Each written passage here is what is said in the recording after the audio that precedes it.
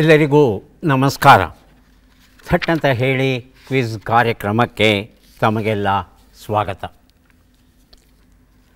ಬುಕ್ಕಾಂಬುದಿ ಕೃಷ್ಣಮೂರ್ತಿ ಅವರಿಗೆ ಈಗ 99 ವರ್ಷಗಳು.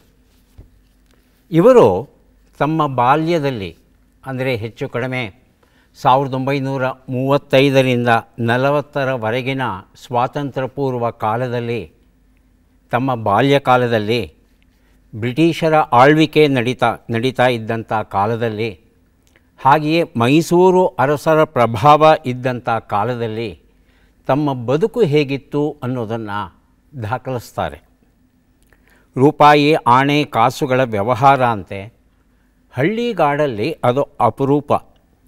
ಜನ ಹಣ ಕೊಟ್ಟು ಕೊಳ್ಳುವ ಪದಾರ್ಥಗಳು ತೀರಾ ಸೀಮಿತವಂತೆ. ಯಾಕಂದರೆ ಅವ್ರಿಗೆ ಬೇಕಾಗಿದ್ದ ಪದಾರ್ಥಗಳನ್ನೆಲ್ಲ ಅವರೇ ಬೆಳ್ಕೋತಾ ಇದ್ರಂತೆ. ಕಾಸುಗಳ ಆಗಿನ ಹಣ ಅಂದರೆ ಕಾಸು, 3 ಕಾಸು, 4 ಕಾಸು, 1 ಆಣೆ, 2 ಆಣೆ, 4 ಆಣೆ, 8 ಆಣೆ, ರೂಪಾಯಿ ಅನ್ನೋದು ಬೆಳ್ಳಿಯಿಂದ ಆಗಿತ್ತಂತೆ. ಅದು ಹಾಗೆಯೇ ಏನಾದರೂ ಅಳಿಬೇಕಾದರೆ ಅಚ್ಚೇರು, ಪಾವು, ಸೇರು ಇತ್ಯಾದಿಗಳನ್ನು ಅವರು ಬಳಸ್ತಾ ಇದ್ದರು. ಇನ್ನು ಉದ್ದವನ್ನು ಅಳೆಯೋದಕ್ಕೆ ಚೋಟು, ಗೇಣು, ಮೊಳ, ಮಾರು ಇತ್ಯಾದಿ ಶಬ್ದಗಳನ್ನು ಕೈಯಿಂದಲೇ ಹೊಲ್ಕೋಬೇಕಾಗಿತ್ತು. ಹೊಲಿಗೆ ಮಿಷಿನ್ ಇರ್ತಿರಲಿಲ್ಲ. ಇನ್ನು ತೂಕವನ್ನು ಮಾಡಬೇಕು ಅಂತ ಹೇಳ್ತಂದರೆ ಸೇರು, ಸವ್ವಾ ಸೇರು, ಅಡಿ ಸೇರು, ವೀಸೆ, ಪಂಚೇರು, ದಡಿಯ, ಮಣ ಇಂಥವನ್ನೆಲ್ಲ ಬಳಸ್ತಾ ಇದ್ರಂತೆ. ಹೀಗೆ ತಮ್ಮ ಬಾಲ್ಯದ ಬಗ್ಗೆ ಹೇಳ್ತಾ ತಾವು ಹುಟ್ಟಿ ಬೆಳೆದಂಥ ಬುಕ್ಕಾಂಬುದಿ ಪ್ರದೇಶ ಏನಿದೆ, ಆ ಪ್ರದೇಶದಲ್ಲಿ ಜನ ಬಳಸ್ತಾ ಇದ್ದಂಥ ಭಾಷೆ ಇದೆಯಲ್ಲ, ಆ ಭಾಷೆಯಲ್ಲಿ ಬಳಸ್ತಾ ಇದ್ದಂಥ ನುಡಿಗಟ್ಟುಗಳಿವೆಯಲ್ಲ, ಶಬ್ದಗಳಿವೆಯಲ್ಲ, ಅವೆಲ್ಲ ಮರೆಯಾಗಿ ಹೋಗ್ತಾ ಇದೆ ಅಂತ ಅವರಿಗೆ ಅನ್ನಿಸ್ತು. ಎಲ್ಲಿದೆ ಬುಕ್ಕಾಂಬುದಿ ಅಂತ ತಮಗೆ ಕುತೂಹಲ ಬರಬಹುದು. ಚಿಕ್ಕಮಗಳೂರು ಜಿಲ್ಲೆಯಲ್ಲಿ ಬುಕ್ಕಾಂಬುದಿ ಅನ್ನೋ ಒಂದು ಸ್ಥಳ ಇದೆ. ಆ ಗ್ರಾಮದಲ್ಲಿ ಇವರು ತಾವು ಬಳಸ್ತಾ ಇದ್ದ ಶಬ್ದಗಳೇನಿದ್ವು ಅವುಗಳನ್ನೆಲ್ಲ ಸೇರಿಸಿ ಒಂದು ಪ್ರಾದೇಶಿಕವಾದ ನಿಘಂಟನ್ನು ಬರೆದಿದ್ದಾರೆ. ನಿಘಂಟು, ಬುಕ್ಕಾಂಬುದಿ ಪ್ರಾದೇಶಿಕ ಕನ್ನಡ ಶಬ್ದಕೋಶ ಅನ್ನೋ ಒಂದು ಬೃಹತ್ ನಿಘಂಟನ್ನು ಬರೆದಿದ್ದಾರೆ. ನಮಗೆಲ್ಲ ಗೊತ್ತಿರೋ ಹಾಗೆ ಕನ್ನಡ ಭಾಷೆ ಅಂದರೆ ಅದು ಜಿಲ್ಲೆಯಿಂದ ಜಿಲ್ಲೆಗೆ ಎಷ್ಟು ಬದಲಾಗುತ್ತೆ ಅನ್ನೋದನ್ನು ನಾವು ತಿಳ್ಕೊಂಡಿದ್ದೇವೆ. ಹಾಗಾಗಿ ಅನೇಕ ಸಂದರ್ಭದಲ್ಲಿ ಒಂದು ಕಡೆ ಬಳಸುವಂಥ ಶಬ್ದಗಳು ಮತ್ತೊಬ್ಬರಿಗೆ ಅರ್ಥವೇ ಆಗೋದಿಲ್ಲ. ಅನೇಕ ಸಂದರ್ಭದಲ್ಲಿ ಅಪಾರ್ಥಕ್ಕೂ ಎಡೆ ಮಾಡಿಕೊಡಬಹುದು. ಹಾಗಾಗಿ ಇವರು ತಾವು ಬಳಸ್ತಾ ಇದ್ದಂಥ ತಮ್ಮ ಬಾಲ್ಯದಲ್ಲಿ ತಮ್ಮ ಪ್ರಾಂತದಲ್ಲಿ ಬಳಸ್ತಾ ಇದ್ದ ಶಬ್ದಗಳನ್ನೆಲ್ಲ ಸಂಗ್ರಹ ಮಾಡಿದ್ದಾರೆ. ಈ ಒಂದು ಪುಸ್ತಕವನ್ನು ಏನು ಬುಕ್ಕಾಂಬುದಿ ಕೃಷ್ಣಮೂರ್ತಿಯವರು ಬರೆದಿದ್ದಾರೆ, ಅವರಿಗೆ ನೆರವನ್ನು ಕೊಟ್ಟಿದ್ದಾರೆ ಪ್ರೊಫೆಸರ್ ಜಿ ಅಶ್ವತ್ಥನಾರಾಯಣ ಅವರು. ಇಲ್ಲಿನ ಒಂದು ವಿಶೇಷ ಏನು ಅಂದರೆ, ಒಂದು ಶಬ್ದವನ್ನು ಬರೆದು ಅದರ ಅರ್ಥವನ್ನು ಹೇಳಿ ಒಂದು ಉದಾಹರಣೆಯನ್ನು ಕೊಟ್ಟು ಅದನ್ನು ಇಂಗ್ಲೀಷಲ್ಲಿ ಬರೀತಾರೆ. ಹಾಗಾಗಿ ಕನ್ನಡ ಮತ್ತು ಇಂಗ್ಲೀಷ್ ಎರಡೂ ಭಾಷೆಯಲ್ಲಿ ಇರತಕ್ಕಂಥ ಇದೊಂದು ಅಪರೂಪದ ನಿಘಂಟು. ಕನ್ನಡದಲ್ಲಿ ಈ ರೀತಿಯಾದ ಪ್ರಾದೇಶಿಕ ನಿಘಂಟುಗಳು ಇರೋದು ತೀರಾ ಅಪರೂಪ. ಚಿಗಟೇರಿ ನಿಘಂಟು ಅಂತ ಮಾತ್ರ ಒಂದಿದೆಯಂತೆ. ಅದನ್ನು ಬಿಟ್ಟರೆ ಈ ರೀತಿ ಪ್ರಾದೇಶಿಕ ನಿಘಂಟು ಮತ್ತೆ ಯಾವುದೂ ಇಲ್ಲ ಅಂತ ಹೇಳ್ತಾರೆ ಅಶ್ವತ್ಥನಾರಾಯಣ ಅವರು.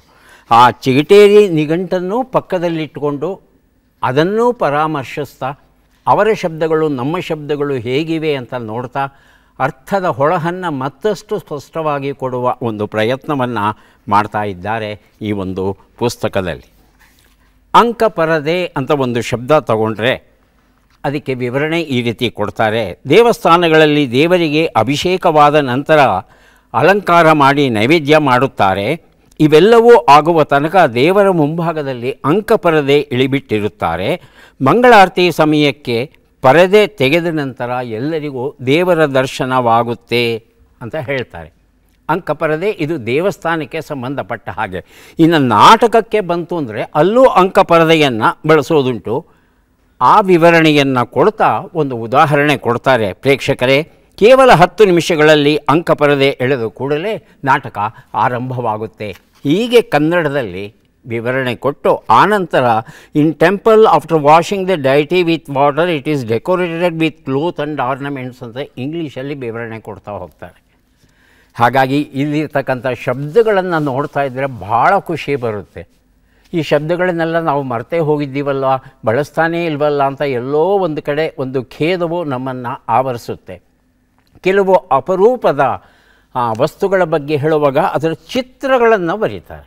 ಯಾಕಂದರೆ ಎಷ್ಟೋ ಸಲ ನಾವು ನೋಡೇ ಇರಲ್ಲ ಕೆಲವು ವಸ್ತುಗಳನ್ನು, ಅದರ ಚಿತ್ರವನ್ನು ಸಹ ಬರೀತಾರೆ. ಹಾಗಾಗಿ ನಮ್ಮ ಕನ್ನಡ ಸಾಹಿತ್ಯಕ್ಕೆ ಬುಕ್ಕಾಂಬುದಿ ಪ್ರಾದೇಶಿಕ ಕನ್ನಡ ಶಬ್ದಕೋಶ, ಬುಕ್ಕಾಂಬುದಿ ಕೃಷ್ಣಮೂರ್ತಿ ಹಾಗೂ ಪ್ರೊಫೆಸರ್ ಜಿ ಅಶ್ವತ್ಥನಾರಾಯಣ ಬರೆದಂಥ ಈ ಒಂದು ಕೃತಿಯನ್ನು ನಾವು ಸ್ವಾಗತಿಸೋಣ.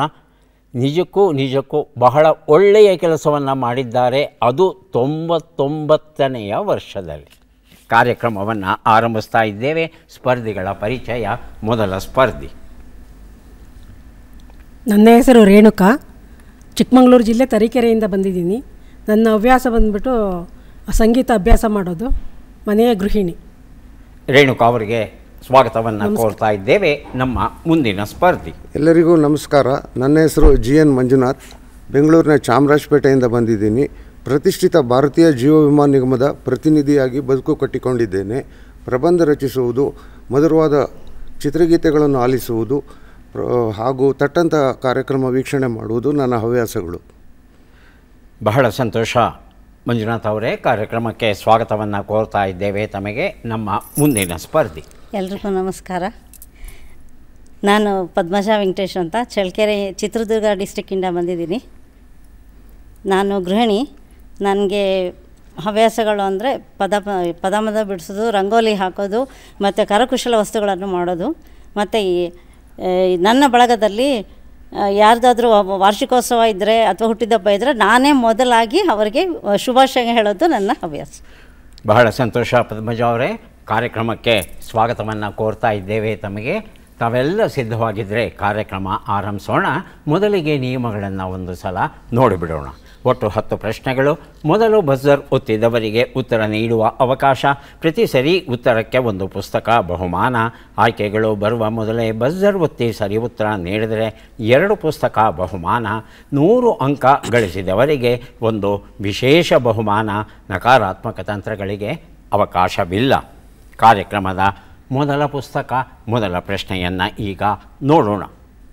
ನಂಬಿದರೆ ನಂಬಿ, ಬಿಟ್ಟರೆ ಬಿಡಿ, ಥಟ್ ಅಂತ ಹೇಳಿ ಕಿವಿ ಮಾತುಗಳು.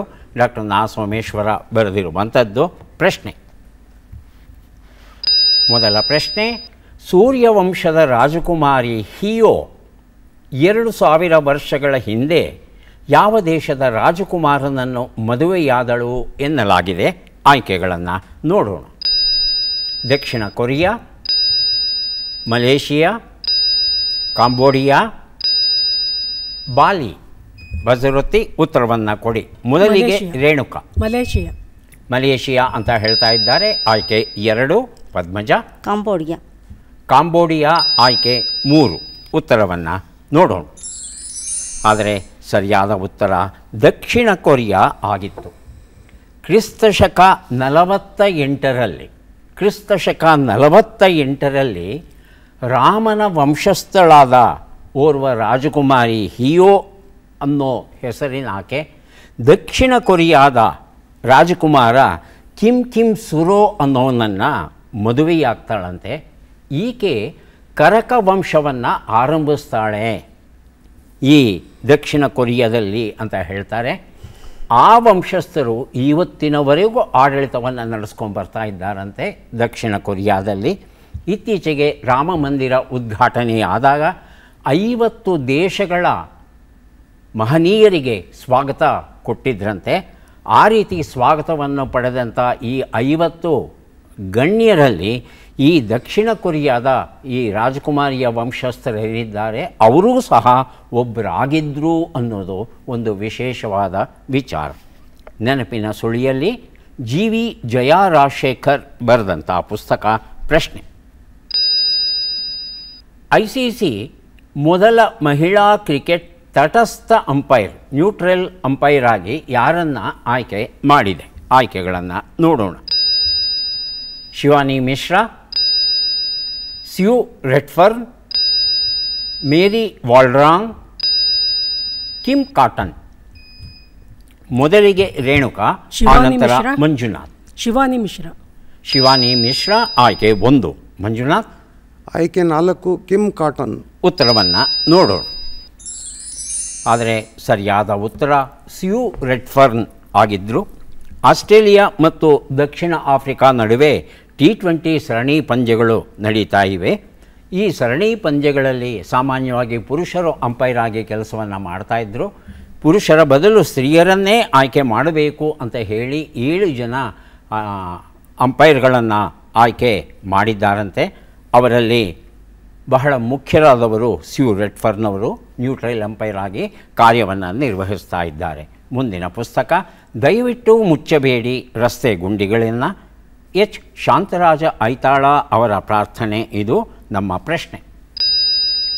ಉತ್ತರ ಭಾರತದಲ್ಲಿ ಯಾವ ನದಿಗೆ ಮೊದಲ ಬಾರಿಗೆ ಕಾಯಕಲ್ಪವನ್ನು ರಿಜುವಿನೇಷನ್ ಮಾಡಿ ಮತ್ತೆ ತುಂಬಿ ಹರಿಯುವಂತೆ ಮಾಡುವ ಪ್ರಯತ್ನವನ್ನು ಕೈಗೊಳ್ಳಲಾಗಿದೆ? ಆಯ್ಕೆಗಳನ್ನು ನೋಡೋಣ. ಗಂಡಕಿ ನದಿ, ಗೋಮತಿ ನದಿ, ದೇವಿಕಾ ನದಿ, ಚಂಬಲ್ ನದಿ. ಗೋಮತಿ ನದಿ. ರೇಣುಕಾ? ಗೋಮತಿ ನದಿ. ಗೋಮತಿ ಆಯ್ಕೆ 2. ಎರಡನೇದಾಗಿ ಮಂಜುನಾಥ್ ಬಸರುತ್ತಿದ್ದಾರೆ ತಮ್ಮ ಉತ್ತರ. ಗಂಡಕಿ ನದಿ. ಗಂಡಕಿ ನದಿ ಆಯ್ಕೆ 1. ಉತ್ತರವನ್ನು ನೋಡೋಣ. ಆದರೆ ಸರಿಯಾದ ಉತ್ತರ ದೇವಿಕಾ ನದಿ ಆಗಿತ್ತು. ಈ ದೇವಿಕಾ ನದಿ ಅನ್ನೋದು ಜಮ್ಮು ಮತ್ತು ಕಾಶ್ಮೀರದಲ್ಲಿ ಹರಿಯುತ್ತೆ. ಇದು ಉಧಂಪುರ್ ಅಂತ ಒಂದು ಸ್ಥಳ. ಅಲ್ಲಿ ಒಂದು ಮಹಾದೇವನ ದೇವಾಲಯ ಉಂಟಂತೆ. ಅಲ್ಲಿ ಹುಟ್ಟುತ್ತಂತೆ ಈ ಒಂದು ನದಿ. ಅಲ್ಲಿಂದ ಪಶ್ಚಿಮ ದಿಕ್ಕಲ್ಲಿ ಸಾಗಿ ಪಂಜಾಬಿನಲ್ಲಿ ರಾವಿ ನದಿಯ ಜೊತೆ ಹೋಗಿ ಸೇರುತ್ತಂತೆ. ಇದನ್ನು ಗುಪ್ತಗಂಗಾ ಅಂತ ಕರೀತಾರೆ. ಗುಪ್ತಗಂಗಾ ಅಂತ ಯಾಕೆ ಹೆಸರು ಬಂತು ಈ ನದಿಗೆ ಅಂದರೆ, ಈ ನದಿ ಕೆಲವು ಸಲ ನೆಲದ ಮೇಲೆ ಹರಿತಾ ಇರುತ್ತೆ, ಇದ್ದಕ್ಕಿದ್ದಂಗೆ ಒಳಗಡೆ ಹೋಗ್ಬಿಡುತ್ತೆ ಭೂಮಿಯೊಳಗೆ. ಮತ್ತೆ ಸ್ವಲ್ಪ ದೂರ ಭೂಮಿಯೊಳಗೆ ಸಾಗಿ ಮತ್ತೆ ಮೇಲಕ್ಕೆ ಬಂದು ಮತ್ತೆ ಹರಿಯುತ್ತೆ. ಹೀಗೆ ಹಲವು ಕಡೆ ಮರೆಯಾಗಿ ಹಲವು ಕಡೆ ಕಾಣಿಸ್ಕೊಳ್ಳೋದ್ರಿಂದ ಇದನ್ನು ಗುಪ್ತಗಂಗಾ ಅಂತ ಕರೀತಾರಂತೆ. ಆದರೆ ಈ ನದಿ ಇತ್ತೀಚಿನ ದಿನಗಳಲ್ಲಿ ಒಣಗಿ ಹೋಗಿದ್ದ ಕಾರಣ ಅದರ ಪುನರುಜ್ಜೀವನಕ್ಕೆ ಅಗತ್ಯ ಕ್ರಮಗಳನ್ನು ಕೈಗೊಂಡಿದ್ದಾರಂತೆ. ಒಂದು ವಿಶೇಷವಾದ ನದಿ ಈ ದೇವಿಕಾ ನದಿ. ದಿವಾನ್ ಪೂರ್ಣಯ್ಯ ಮೈಸೂರು ರಾಜ್ಯದ ಮೊದಲ ದಿವಾನರು MN ಸುಂದರ್ರಾಜ್ ಬರೆದಂಥ ಪುಸ್ತಕ. ಇದು ನಮ್ಮ ಪ್ರಶ್ನೆ. ಸ್ವದೇಶ್ ದರ್ಶನ್ 2 ಈ ಯೋಜನೆಯಲ್ಲಿ ಎಷ್ಟು ವಿಷಯಾಧಾರಿತ ಕಾರ್ಯಕ್ರಮಗಳಿವೆ ಅನ್ನೋದನ್ನು ತಿಳ್ಕೋಬೇಕಾಗಿದೆ. ಆಯ್ಕೆಗಳನ್ನು ನೋಡೋಣ. 5 ವಿಷಯಾಧಾರಿತ ಯೋಜನೆಗಳು ಹೇಳಿ ಮಂಜುನಾಥ್. 5. ಆಯ್ಕೆ 1 5. 5. ಆಯ್ಕೆ 2 10, ಆಯ್ಕೆ 3 20, ಆಯ್ಕೆ 4 15. ಎರಡನೇದಾಗಿ ಬಸರುತ್ತಿದ್ದಾರೆ ರೇಣುಕಾ. ಆಯ್ಕೆ 3 20. 20 ಅಂತ ಹೇಳ್ತಾ ಇದ್ದಾರೆ. ಉತ್ತರವನ್ನು ನೋಡೋಣ. 15 ಅನ್ನೋದು ಸರಿಯಾದ ಉತ್ತರ ಆಗಿತ್ತು. ಈ ಯೋಜನೆಯಲ್ಲಿ ನಮ್ಮ ದೇಶದ ಜನ ನಮ್ಮ ದೇಶವನ್ನು ಮೊದಲು ನೋಡಬೇಕು ಅನ್ನೋ ಒಂದು ಆಶಯ ಇದೆ. ಹಾಗಾಗಿ 15 ರಾಜ್ಯಗಳ 30 ನಗರಗಳನ್ನು ಆಯ್ಕೆ ಮಾಡಿದೆಯಂತೆ. ಆಯ್ಕೆ ಮಾಡಿ ಆ ನಗರಗಳ ವೀಕ್ಷಣೆಗೆ ಹಲವು ಶೀರ್ಷಿಕೆಗಳನ್ನು ಕೊಟ್ಟಿದೆ. ಆ ಶೀರ್ಷಿಕೆಗಳು ಬುದ್ಧ ಆಗಿರಬಹುದು, ಅಥವಾ ಕರಾವಳಿ ಭಾರತ ಆಗಿರಬಹುದು, ಭಾರತೀಯ ಮರುಭೂಮಿ ಆಗಿರಬಹುದು, ಭಾರತೀಯ ಪ್ರಕೃತಿ ಸಂಸ್ಕೃತಿ, ಈಶಾನ್ಯ ಭಾರತ, ಹೀಗೆ ಅನೇಕ ವಿಷಯಾಧಾರಿತ ಪ್ರವಾಸೋದ್ಯಮವನ್ನು ಆರಂಭಿಸಿದ್ದಾರಂತೆ. ಸ್ವದೇಶ್ ದರ್ಶನ್ 2 ಅನ್ನೋದರಲ್ಲಿ ಈ ಒಂದು ಯೋಜನೆಗೆ ಕೇಂದ್ರ ಸರ್ಕಾರ ತುಂಬ ಹಣವನ್ನು ನೀಡಿದೆ ರಾಜ್ಯ ಸರ್ಕಾರಗಳಿಗೆ. ಆದರೆ ನಿರ್ವಹಣೆಯ ಹೊಣೆ ಮಾತ್ರ ರಾಜ್ಯ ಸರ್ಕಾರಗಳಿಗೆ ಸೇರಿದೆ. ಈ ಒಂದು ವ್ಯಾಪ್ತಿಯಲ್ಲಿ ಕರ್ನಾಟಕವೂ ಸಹ ಸೇರಿದೆ. ಮುಂದಿನ ಪುಸ್ತಕ ಅಂಕಿತಾಬ್ ಜಿಂದಾಬಾದ್, ಎಚ್ ಡುಂಡಿರಾಜ್ ಅವರ ಲಘು ದಾಟಿಯ ಲೇಖನಗಳ ಕೃತಿ. ಇದು ನಮ್ಮ ಪ್ರಶ್ನೆ. ಬಿಟ್ಟಕ್ಷರಗಳನ್ನು ತುಂಬಿ. ಮೈ, ರಿ ಗಂ ದ ಸಾ.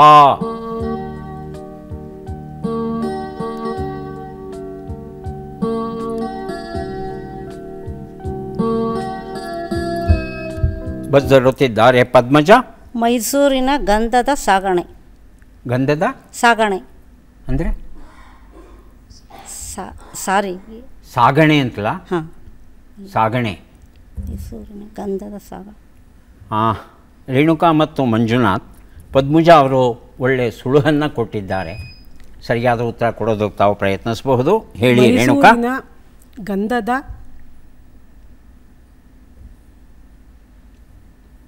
ಗಂಧದ ಆದಮೇಲೆ ಸಾಗಾಟ.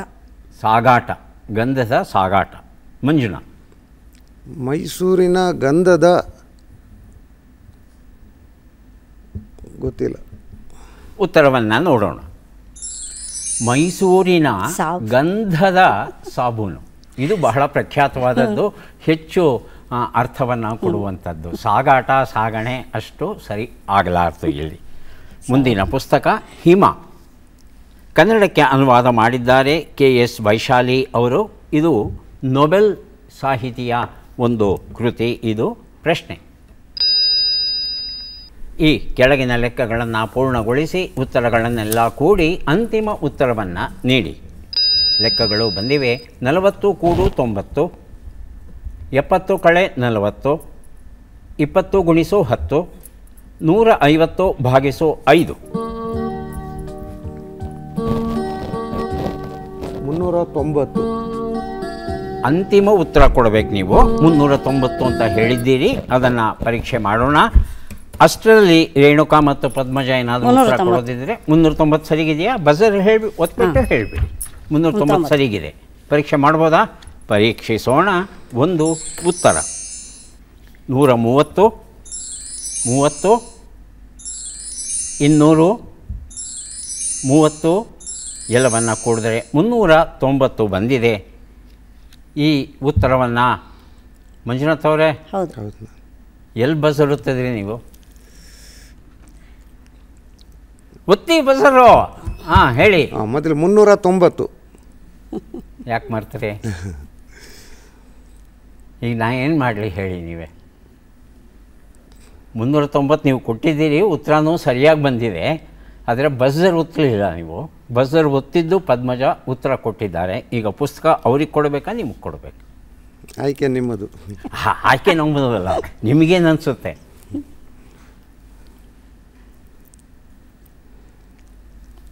ಹಿಮ ಈ ಒಂದು ಪುಸ್ತಕವನ್ನು ಪದ್ಮಜ ಅವರಿಗೆ ನಿಯಮದ ಅನ್ವಯ ಕೊಟ್ಟಿದ್ದೇನೆ.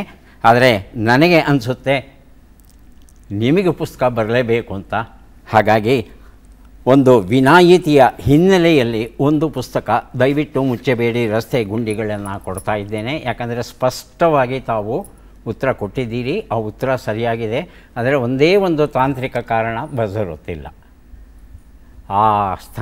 ಆ ಸ್ಥಾನದಲ್ಲಿ ಕೂತಾಗ, ಹಾರ್ಟ್ ಸೀಟಲ್ಲಿ ಕೂತಾಗ ನಿಮ್ಮ ಮನಸ್ಸಲ್ಲಿ ಏನು ನಡೀತಾ ಇರುತ್ತೆ ಅನ್ನೋದು ನಂಗೆ ಚೆನ್ನಾಗಿ ಗೊತ್ತಿದೆ. ಉತ್ತರ ಗೊತ್ತಾಯಿತು ಅನ್ನೋ ಭರದಲ್ಲಿ ಬಜರ್ ಗೊತ್ತದೆ, ಉತ್ತರ ಕೊಟ್ಬಿಡ್ತೀವಿ. ಆದರೆ ಮುಂದೆ ಹೀಗೆ ಮಾಡುತ್ತೆ. ಖಂಡಿತ ಮುಂದುವರ್ಸೋಣವಾ? ಆಯ್ತು, ಖಂಡಿತ. ಮುಂದಿನ ಪುಸ್ತಕ ಮತ್ತು ಪ್ರಶ್ನೆ ಮಹಾಭಾರತದ ರಸಘಟ್ಟಗಳು. ಶಾಂತ ನಾಗಮಂಗಲ ಬರೆದಿರುವಂಥದ್ದು. ಪ್ರಶ್ನೆ: ಈ ಪದ್ಮ ಪುರಸ್ಕೃತರನ್ನು ಗುರುತಿಸಿ. ಚಿತ್ರವನ್ನು ನೋಡೋಣ.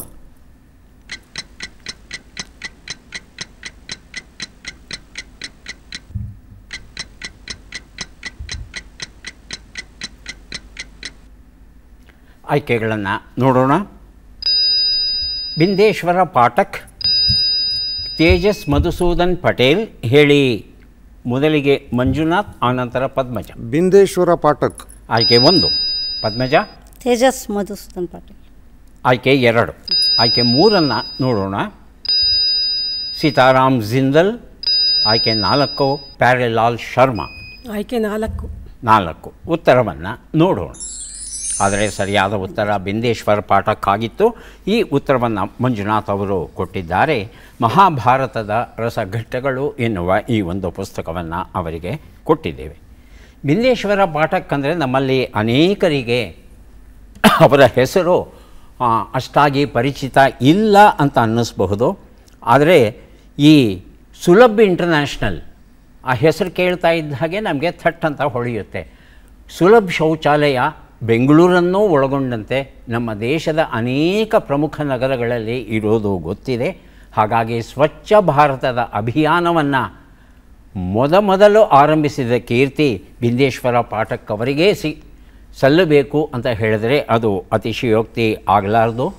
ಆ ನಂತರ ಇವರೇನು ಮಾಡ್ತಾರೆ, ನಮ್ಮ ರೈಲ್ವೆ ವ್ಯವಸ್ಥೆ ಏನಿದೆ ಜಗತ್ತಿನ ಅತಿ ದೊಡ್ಡ ವ್ಯವಸ್ಥೆಗಳಲ್ಲಿ ಒಂದು, ಈ ರೈಲ್ವೆಯಲ್ಲಿ ಸ್ವಚ್ಛತೆಯನ್ನು ಕಾಪಾಡಬೇಕು ಅಂತ ಅಲ್ಲಿ ತಮ್ಮ ಆಂದೋಲನವನ್ನು ಮುಂದುವರಿಸ್ತಾರೆ. ಬಿಹಾರದವರು ಸಮಾಜ ಸುಧಾರಕರು. ಮೂಲತಃ ಈ ವರ್ಷ ಅವರಿಗೆ ಪದ್ಮವಿಭೂಷಣ ಗೌರವವನ್ನು ನೀಡಿ ಸನ್ಮಾನಿಸಿದೆ ನಮ್ಮ ಸರ್ಕಾರ. ಮುಂದಿನ ಪುಸ್ತಕ ಉತ್ತರ ಕರ್ನಾಟಕದ ಜನಪದ ಸೋಗುಗಳು, ಎಸ್.ಆರ್. ರಾಮರಥ ಬರೆದಿರುವಂಥ ಪುಸ್ತಕ. ಪ್ರಶ್ನೆ: ಈ ಅಕ್ಷರಗಳನ್ನು ಸರಿಯಾಗಿ ಜೋಡಿಸಿ. ಅಕ್ಷರಗಳು: ದ, ಳು, ತ, ದಿ, ಳಿ, ಗ, ಯಾ, ಬೆ. ತಾಳಿದವನು ಬಾಳಿಯಾನು. ತಾಳಿದವನು ಬಾಳಿಯಾನು. ಮಂಜುನಾಥ್ ಮತ್ತು ಪದ್ಮಜ ತಾವು ಉತ್ತರ ಕೊಡೋದಕ್ಕೆ ಪ್ರಯತ್ನ ಪಡಿ. ಲೀ ಎಲ್ಲೂ ಕಾಣ್ತಾ ಇಲ್ಲ. ತಾಳಿದವನು ಬಾಳಿಯಾನಕ್ಕೆ ಲೀ ಇದೆ, ಳಿ ಇಲ್ಲ. ಮಂಜುನಾಥ್, ಪದ್ಮಜ ಹೊಳಿತಾ ಇಲ್ವಾ? ಉತ್ತರವನ್ನು ನೋಡೋಣ. ಬೆಳೀತ ದಾಯಾದಿಗಳು ಅನ್ನೋದು ಸರಿಯಾದ ಉತ್ತರ ಆಗಿತ್ತು. ಮುಂದೆ ನಾವು 3 ಪುಸ್ತಕವನ್ನು ಕೊಡೋದಕ್ಕೆ ಸಿದ್ಧವಾಗಿದ್ದೇವೆ. ಪದಬಂಧ ಬಂದಿದೆ. ಸುಳುಹುಗಳನ್ನು ನೋಡೋಣ. ಸುಳುಹುಗಳು: ಕವಿತೆ ಕಾವ್ಯಗಳನ್ನು ಬರೆಯುವಿಕೆ ವ್ಯಯವಾಗದೇ ಇರುವಂತಹದ್ದು, ಒಂದೆಡೆ ನಿಲ್ಲದಿರುವಂತಹದ್ದು.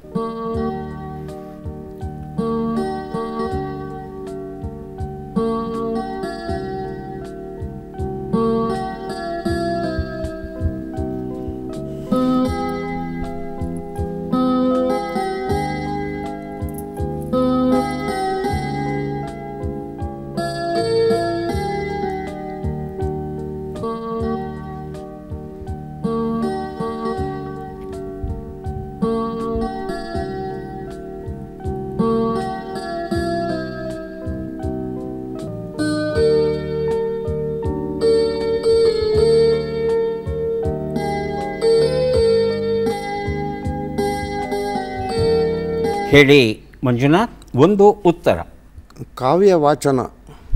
ಕಾವ್ಯ ವಾಚನ ಅಂದರೆ ಓದುವುದು, ಹೇಳೋದು ಅನ್ನೋ ಅರ್ಥ ಬರುತ್ತೆ. ಇಲ್ಲಿ ಬರೆಯುವಿಕೆ ಅಂತ ಹೇಳಿದ್ದಾರೆ ಸುಳುಹಲ್ಲಿ. ಚೂರು ಬದಲಾವಣೆ ಮಾಡಲಿಕ್ಕಾಗುತ್ತಾ ನೋಡಿ ಉತ್ತರನ. ಕಾವ್ಯ ರಚನೆ. ಕಾವ್ಯ ರಚನೆ. ಉತ್ತರವನ್ನು ನೋಡೋಣ. ಉತ್ತರ ಸರಿಯಾಗಿದೆ. ಚಿಗುರು ಮಳೆ ಆನಂದ್ ಸಿ.ಜೆ ಬರೆದಂಥ ಪುಸ್ತಕ ಕೊಟ್ಟಿದ್ದೇನೆ. 2 ಉತ್ತರ. ವ್ಯಯವಾಗದೆ ಇರುವಂತಹದ್ದು. ಬೇಡ ಬಜರ್ ಒತ್ತೋದು ಹೇಳಿ. ಅವ್ಯಯ. ಅವ್ಯಯ. ಉತ್ತರವನ್ನು ನೋಡೋಣ. ಅವ್ಯಯ ಉತ್ತರ ಸರಿಯಾಗಿದೆ. ಬ್ರಹ್ಮವಿದ್ಯಾಸಾಗರ ಸು ಕೃಷ್ಣಮೂರ್ತಿ ಬರೆದಂತಹ ಪುಸ್ತಕ ಕೊಟ್ಟಿದ್ದೇನೆ. 3 ಉತ್ತರ. ಚಂಚಲ. ಉತ್ತರವನ್ನು ನೋಡೋಣ. ಚಂಚಲ ಉತ್ತರ ಸರಿಯಾಗಿದೆ. ವೈಚಾರಿಕ ಅಭಿವ್ಯಕ್ತಿ ಡಾಕ್ಟರ್ ರಾಧಾ ಕುಲಕರ್ಣಿ ಬರೆದಂಥ ಪುಸ್ತಕ ಕೊಟ್ಟಿದ್ದೇನೆ. 3 ಪುಸ್ತಕ ತಮಗೆ ದೊರೆತಿದೆ. ಈಗ ಬಂದಿದ್ದೇವೆ ಚಟ್ಪಟ್ ಚಿನ್ಕುರಳಿ. ಮೊದಲ ಅವಕಾಶ ರೇಣುಕಾ ಅವರಿಗೆ. ಸಿದ್ಧವಾಗಿದ್ದೀರಾ? ಮೊದಲ ಪ್ರಶ್ನೆ: ಧ್ವಜಾಬೂರು ಎನ್ನುವ ನುಡಿಗಟ್ಟಿನ ಅರ್ಥವೇನು? ಗೌರವವನ್ನು ಸೂಚಿಸು, ಬೀಡು ಬಿಡು. ಗೌರವವನ್ನು ಸೂಚಿಸು. ಮುಂದಿನ ಪ್ರಶ್ನೆ: ಬಸಿರು ಗರ್ಭ ಎಂಬ ಅರ್ಥವನ್ನು ಕೊಡುವ ಶಬ್ದ ಯಾವುದು? ಗಬ್ಬಿ, ಗಬ್ಬ. ಗಬ್ಬಿ. ಮುಂದಿನ ಪ್ರಶ್ನೆ: ಊಂಚವೃತ್ತಿ ಎಂದರೆ ಏನು? ಭಿಕ್ಷೆಯಿಂದ ಜೀವಿಸುವುದು, ಆಯ್ದಕ್ಕಿಯಿಂದ ಜೀವಿಸುವುದು. ಆಯ್ದಕ್ಕಿಯಿಂದ ಜೀವಿಸುವುದು. ಮುಂದಿನ ಪ್ರಶ್ನೆ: ಈ ಗಾದೆಯನ್ನು ಪೂರ್ಣಗೊಳಿಸಿ. ಬಾಯಾರಿದಾಗ. ಮುಂದಿನ ಪ್ರಶ್ನೆ: ಈ ಒಗಟನ್ನು ಬಿಡಿಸಿ. ಬಿಸಿಲಿಗೂ ಅರಳುತ್ತದೆ, ಮಳೆಗೂ ಅರಳುತ್ತದೆ. ಛತ್ರಿ. ಛತ್ರಿ. ಉತ್ತರವನ್ನು ನೋಡ್ತಾ ಹೋಗೋಣ. 1 ಉತ್ತರ. ಧ್ವಜ ಊರು ಅಂದರೆ ಬೀಡು ಬಿಡು. 2ನೇ ಪ್ರಶ್ನೆಗೆ ಉತ್ತರ ಗರ್ಭ ಅಂದರೆ ಗಬ್ಬ, ಹಸು ಗಬ್ಬ ಆಗಿದೆ ಅಂತ ನಾವು ಹೇಳ್ತೇವೆ. 3ನೇ ಪ್ರಶ್ನೆಗೆ ಉತ್ತರ ಆಯ್ದಕ್ಕಿಯಿಂದ ಜೀವಿಸುವುದು. ಸರಿಯಾದ ಉತ್ತರ ಕೊಟ್ಟಿದ್ದೀರಿ. 4ನೇ ಪ್ರಶ್ನೆಗೆ ಉತ್ತರ ಬಾಯಾರಿದಾಗ ಬಾವಿ ತೋಡದರಂತೆ. 5ನೇ ಪ್ರಶ್ನೆಗೆ ಉತ್ತರ ಛತ್ರಿ ಸರಿಯಾಗಿದೆ. 2 ಪ್ರಶ್ನೆಗಳಿಗೆ ತಾವು ಸರಿಯಾದ ಉತ್ತರ ಕೊಟ್ಟಿದ್ದೀರಿ. ಹಾಗಾಗಿ 2 ಪುಸ್ತಕಗಳನ್ನು ತಮಗೆ ಕೊಡ್ತಾ ಇದ್ದೇವೆ. ಈಗ ಮಂಜುನಾಥ್ ಅವರಿಗೆ ಅವಕಾಶ ಬರ್ತಾ ಇದೆ. ಸಿದ್ಧವಾಗಿದ್ದೀರಾ? ಮೊದಲ ಪ್ರಶ್ನೆ, ಧ್ವನಿ ಹೂತು ಹೋಗು ಎನ್ನುವ ನುಡಿಗಟ್ಟಿನ ಅರ್ಥವೇನು? ಗಂಟಲು ಕಟ್ಟು, ಮಾತು ನಿಂತು ಹೋಗು. ಮಾತು ನಿಂತು ಹೋಗು. ಮುಂದಿನ ಪ್ರಶ್ನೆ, ತೊಗಲು ಬಾವಲಿ ಎಂಬ ಅರ್ಥವನ್ನು ಕೊಡುವ ಶಬ್ದ ಯಾವುದು? ಕಬ್ಬಿಲ, ಗಬ್ಬಿಲ. ಕಬ್ಬಿಲ. ಮುಂದಿನ ಪ್ರಶ್ನೆ, ಕರ್ನಾಟಕದ ಯಾವ ಕ್ಷೇತ್ರಕ್ಕೆ ರಜತಪೀಠವೆಂಬ ಹೆಸರಿದೆ? ಉಡುಪಿ, ಕೊಲ್ಲೂರು. ಉಡುಪಿ. ಮುಂದಿನ ಪ್ರಶ್ನೆ, ಈ ಗಾದೆಯನ್ನು ಪೂರ್ಣಗೊಳಿಸಿ. ಬಂಡವಾಳ 3 ಕಾಸು. ಗೊತ್ತಿಲ್ಲ. ಮುಂದಿನ ಪ್ರಶ್ನೆ, ಈ ಒಗಟನ್ನು ಬಿಡಿಸಿ. ಅರೆ ಕಲ್ಲಿನ ಮೇಲೆ ಮರ, ಮರದ ಮೇಲೆರಡು ಕರ, ಹೊತ್ತುಕೊಂಡು ಮೆರೆದ ಹರ. ಗೊತ್ತಿಲ್ಲ. ಉತ್ತರವನ್ನು ನೋಡ್ತಾ ಹೋಗೋಣ. 1 ಉತ್ತರ ಧ್ವನಿ ಹೂತು ಹೋಗು ಅಂದರೆ ಗಂಟಲು ಕಟ್ಟು ಅಂತ ಅರ್ಥ. 2ನೇ ಪ್ರಶ್ನೆಗೆ ಉತ್ತರ ತೊಗಲು ಬಾವಲಿ ಅಂದರೆ ಕಬ್ಬಿಲ, ಸರಿಯಾದ ಉತ್ತರ ಕೊಟ್ಟಿದ್ದೀರಿ. 3ನೇ ಪ್ರಶ್ನೆಗೆ ಉತ್ತರ ಉಡುಪಿ, ಸರಿಯಾದ ಉತ್ತರ ಕೊಟ್ಟಿದ್ದೀರಿ. 4ನೇ ಪ್ರಶ್ನೆಗೆ ಉತ್ತರ ಬಂಡವಾಳ 3 ಕಾಸು, ಬಡಿವಾರ 6 ಕಾಸು. 5ನೇ ಪ್ರಶ್ನೆಗೆ ಉತ್ತರ ಇದು ಶ್ರೀಗಂಧದ ವರ್ಣನೆ ಆಗಿತ್ತು. 2 ಪ್ರಶ್ನೆಗಳಿಗೆ ಸರಿಯಾದ ಉತ್ತರ ತಾವು ಕೊಟ್ಟಿದ್ದೀರಿ. 2 ಪುಸ್ತಕಗಳನ್ನು ತಮಗೆ ಕೊಟ್ಟಿದ್ದೇವೆ. ಪದ್ಮಜ ಅವರೇ, ಆರಂಭಿಸಬಹುದಾ? ಮೊದಲ ಪ್ರಶ್ನೆ,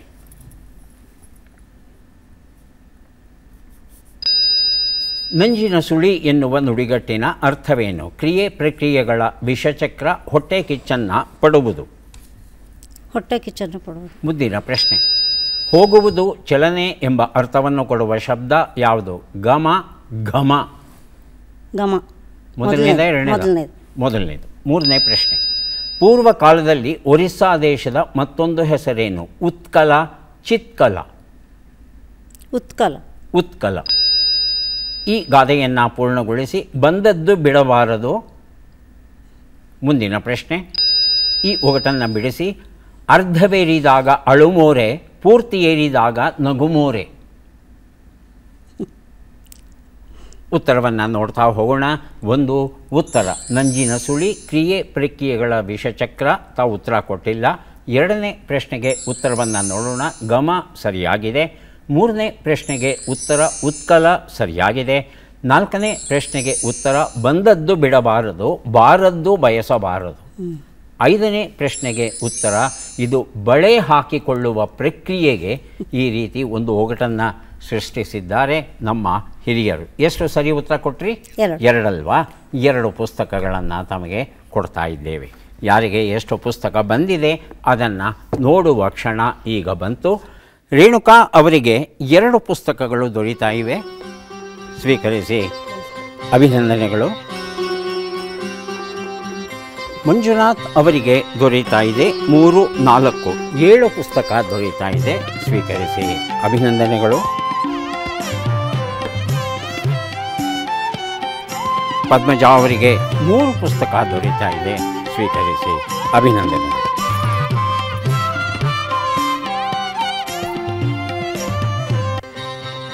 ಮತ್ತೆ ಭೇಟಿಯಾಗೋಣ. ನಮಸ್ಕಾರ.